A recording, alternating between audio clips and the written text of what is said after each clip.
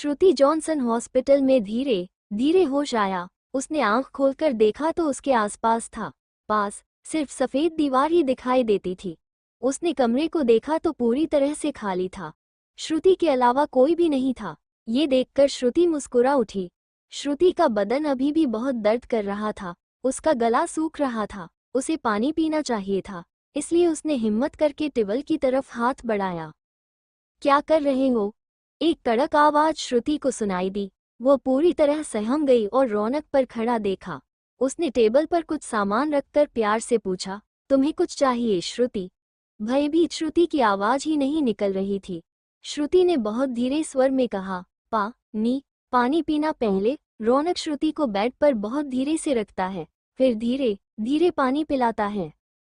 पानी पिलाकर पूछता है, तुम्हें भूख लगी है? रौनक पूछता है तो श्रुति सिर्फ एक टक देखती है।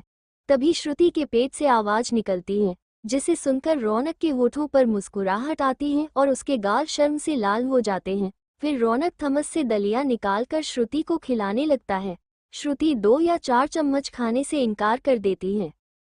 रौनक उसे घूर के देखता है, जबकि श्रुति चुपचाप अपनी आंखें नीचे करके बाकी का दलिया खत्म कर लेती है। ठीक उसी समय किसी ने वार्ड का दरवाजा खटखटाया। शोर हुआ और डॉक्टर और नर्स अंदर आए। डॉक्टर ने श्रुति को चेक किया और रौनक से कहा, सर, आपकी वाइफ अभी ठीक है? श्रुति ने ये सुनकर रौनक को देखकर कहा, इसने इनकार क्यों नहीं किया कि मैं उसकी वाइफ नहीं हूँ? इन्हें 2-3 महीने तक कंटिन्यू बेड पर रहना होगा क्योंकि वे बहुत कमजोर हैं। खाने पीने पर बहुत ध्यान देना होगा वरना गलती हो सकती है, डॉक्टर ने कहा और चले गए। जैसे ही दरवाजा धड़ाक से खुला, रौनक ने रोनी को पूरी फैमिली के साथ देखा। रोनी की गाल सूजी हुई देखकर रौनक को पता चला कि उसके डेट ने सब जान लिया है। थोड़ी देर और डर गया कि अगर उसके पिता श्रुति का नाम नहीं मानेंगे तो क्या होगा। रोनी रौनक को देखकर गुस्सा हो गया। तुम्हारी हिम्मत कैसे हुई यह हरकत करने की? रौनक, तुमने हमें अपना मॉम डैड समझा था कि नहीं? श्वेता ने कहा। रौनक ने अपनी आंखें बंद कर ली और मुट्ठी कसकर बांध दी। रुबीना ने कहा, भाई, आप ऐसा नहीं करना चाहिए था। ये तो गलत बात है ना। अगर आपको भाभी पसंद थी तो आप आकर बताते, हमसे बात करते, हम उनको मनाते। इसे कैद करके उसके दिल में अपनी जगह नहीं बना सकते भाई। श्वेता ने कहा, रानी, तुम रौनक को लेकर जाओ, डैड वेट कर रहे हैं। रोनी ने रौनक को खींचकर बाहर निकाला। रौनक के दादाजी ने जॉनसन्स हॉस्पिटल बनाया था। रौनक के दादाजी मिस्टर डेविड अभी हॉस्पिटल के सीईओ हैं। सम्राट से उनकी दोस्ती हुई जब वे डॉक्टर की पढ़ाई कर रहे थे। रौनक चुपचाप अपने पिता की बातें सुन रहा था, कहते हुए, हमने तुम्हें ऐसी परवरिश दी थी कि तुम किसी की बेटी के साथ ऐसा करो। मैं अगर पसंद थी तो आपके हमसे बोलते। उसके साथ इस तरह का व्यवहार करके क्या वह तुमसे प्यार कर पाएगी? बताओ मुझे। रानी अभी भी दुखी थी क्योंकि उसके पिता ने उसे 3 बार थप्पड़ मारा था और रौनक को भी 2 बार। उसके पिता ने रानी की सबसे प्यारी स्पोर्ट्स कार भी सीज कर दी थी। रोनी का दुख अलग था। मुझे पता है रौनक ने तुम्हें बहुत परेशान किया है। श्री श्वेता जी ने श्रुति के कमरे में बैठकर उसका हाथ प्यार से पकड़ लिया। चिंता मत करो, हम आपके साथ हैं। माँ, मैं डिस्चार्ज के फॉर्म कंप्लीट करके आती हूँ, रुबीना ने कहा और श्वेता ने हाँ में सर हिलाकर कमरे से चली गई। श्रुति बस अपनी आंखें नीची करके सब सुन रही थी, कुछ भी नहीं बोल रही थी। श्वेता ने पूछा, क्या आप वास्तव में मेरे बेटे रौनक से प्यार नहीं करते? श्रुति ने चादर को कठोरता से पकड़ा। मुझे पता है कि तुम्हारी परिवार में सिर्फ तुम्हारी माँ हूँ। हम अमीर, श्वेता ने आगे कहा, गरीब हम नहीं मानते। मैं आपकी चिंता जानता हूँ। मैं जानता हूँ कि आप भी रौनक से प्यार करते हैं, लेकिन आपको लगता है कि आप रौनक के काबिल नहीं हैं। ये सुनते ही श्रुति ने आंसू बहाए। और चिंता मत करो कि शादी के बाद काम करना होगा, आप कर सकते हैं और अपनी माँ का ख्याल रखना होगा। आप भी वह कर सकते हैं, बस अपना ख्याल रखें। तब तक रुबीना ने डिस्चार्ज का फॉर्म भर लिया। नॉर्थ भी उसके साथ थी। उसके हाथ में एक शॉपिंग बैग था। रुबीना ने रोहन और नॉर्थ को फोन करके बताया कि वे दोनों शॉपिंग से सीधे हॉस्पिटल पहुंचे। डॉक्टर ने श्रुति को डिस्चार्ज दे दिया, जबकि रौनक, रानी, रोहन और उनकी डेट भी वार्ड में आ गए। विलियम्स कॉरपोरेशन मुंबई ने रिचर्ड फाइल की जांच की।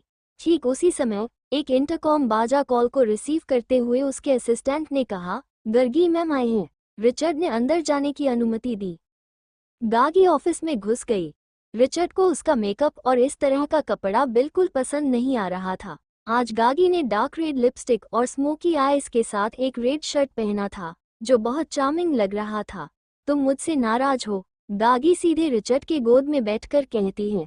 रिचर्ड ने कहा, मैं बहुत बार आकर गया तो तुम्हारे असिस्टेंट ने कहा कि तुम अभी नहीं हो ऑफिस में। इस पर, हाँ, बहुत ज़्यादा काम है कि स्टॉक मार्केट भी नीचे था, इसके लिए मैं बिजी था। रिचर्ड, बहुत दिन से हम दोनों बाहर नहीं गए, कहीं चले रात को डिनर पर? गागी कहती है, उंगली फेरते हुए रिचर्ड के गालों पर। गागी का व्यवहार रिचर्ड को बिल्कुल पसंद नहीं आया।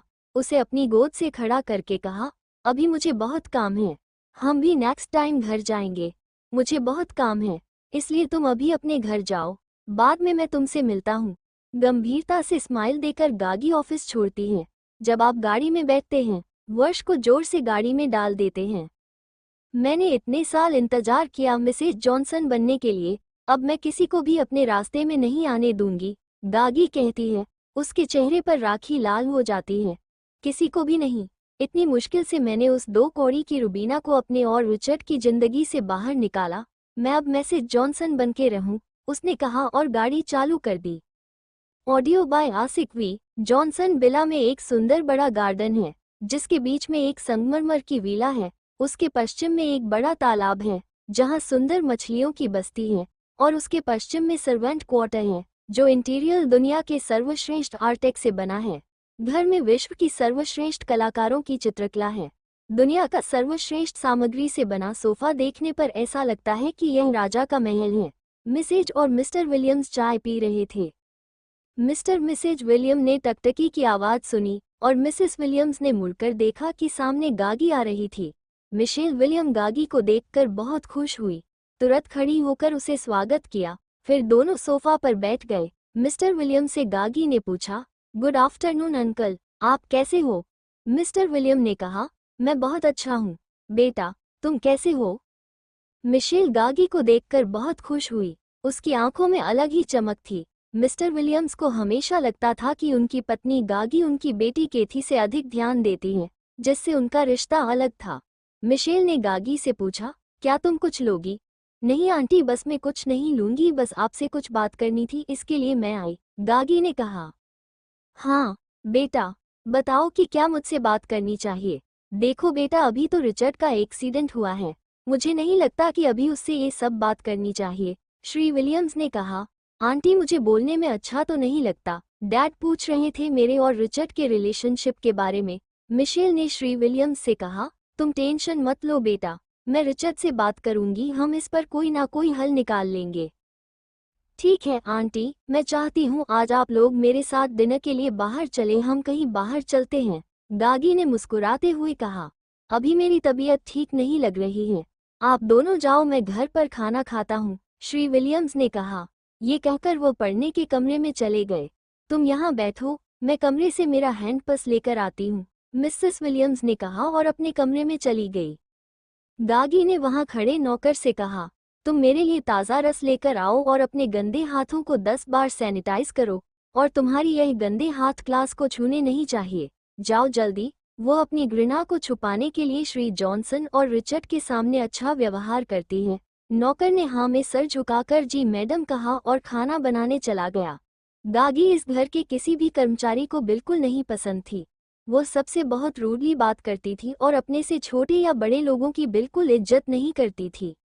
रुबीना ने शायद इस घर के बड़े लोगों के दिल में जगह बनाई हो। उन्हें लगता था कि रुबीना मिसेज जॉनसन बनने के लायक है, जो सभी कर्मचारियों और बॉडीगार्ड को बहुत पसंद था। थोड़ी देर बाद मिसेस जॉनसन अपने कमरे से बैग लेकर वापस आया और कहा, गागी चलो बेटा। गागी उठकर उनके साथ चली गई, जबकि हॉल में कोई भी नहीं था। जब वो जूस वापस लेकर चला गया तो मिसेज जॉनसन ने कहा, तुम्हें नौकरों के साथ थोड़ा अच्छा बात करना चाहिए। इन 2 कौड़ी की इंसानों से इसी तरह बात करनी चाहिए, नहीं तो वो अपने सर पर चढ़कर नाचने लगते। गागी ने कहा, मैं जानता हूं कि इन्हें अपनी योग्यता पर रखना चाहिए, क्योंकि आपके अंकल और रिचर्ड इन्हें बहुत सम्मान देते हैं, तो अच्छे से बात करने की कोशिश करो। मिसेज जॉनसन ने स्पष्ट किया। ठीक है आंटी, गागी ने चिल्लाकर कहा। दोनों भोजनालयों के लिए निकल गई। गागी ने पहले से ही एक बड़े भोजनालय में एक निजी कमरा बुक कर लिया था, जब वे दोनों भोजनालय पहुंचे, मैनेजर उन दोनों को निजी कमरे में ले गया। मेरी शादी रिचर्ड से कब करवाओगे? गागी ने पूछा और प्राइवेट कमरे में जाकर बैठ गए। उसने सिगरेट निकालकर एक लंबी कस ली। मिशेल ने गागी के हाथ से सिगरेट लेकर कश लगाते हुए कहा, बहुत जल्द। मिशाल ने कहा, मेरे हिसाब से आपको थोड़ा इंतजार करना होगा क्योंकि रिचर्ड का एक्सीडेंट अभी हुआ है। साथ ही रिचर्ड, जो बाहर से मासूम लगता है, उतना ही अंदर से खतरनाक है। उसे एक छोटी सी भी भावना होगी कि हमने जो कुछ किया है वो हमें मार डालेगा, तो आपको उसे प्यार और सावधानी से हैंडल करना होगा और लड़कों से दूर रहना होगा। मैंने आपको कई बार बताया है कि मैं किसी भी तरह का खतरा नहीं उठाना है, और तुम 2 बार लड़कों के साथ नहीं सोओगे तो मर नहीं जाओगे। गुस्से में गागी ने पूछा, अब और कितना इंतजार करना पड़ेगा? टेंशन मत करो, मैं रिचर्ड के दादा दादी से बात करके आप दोनों की शादी करवा दूंगी। दोनों ने एक सिगरेट की बोतल चढ़ाई। इसी समय उनका ऑर्डर आया। डिनर को रेड वाइन से समाप्त करके दोनों वहां से चले गए। मिस्टर विलियम्स की study room, Williams villa. Shri Sumit चित्र देखें। प्यार से चित्र पर हाथ फेरते हुए, काम्या, हमारा बेटा मुझसे अभी भी नाराज है। उसे लगता है मैंने तुम्हें धोखा दिया है। तुम्हें पता है काम्या, मुझे रिचर्ड को इस तरह देखकर बहुत तकलीफ होती है।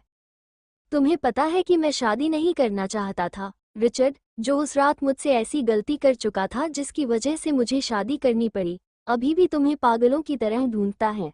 मैं भी काम्या है। उम्मीद है आप अभी भी जीवित हैं। स्टडी रूम के बाहर खड़ी होकर केथी इसे सुनती रही। वो गुस्से में पैर पटक कर घर छोड़ दी। Audio by Asik we.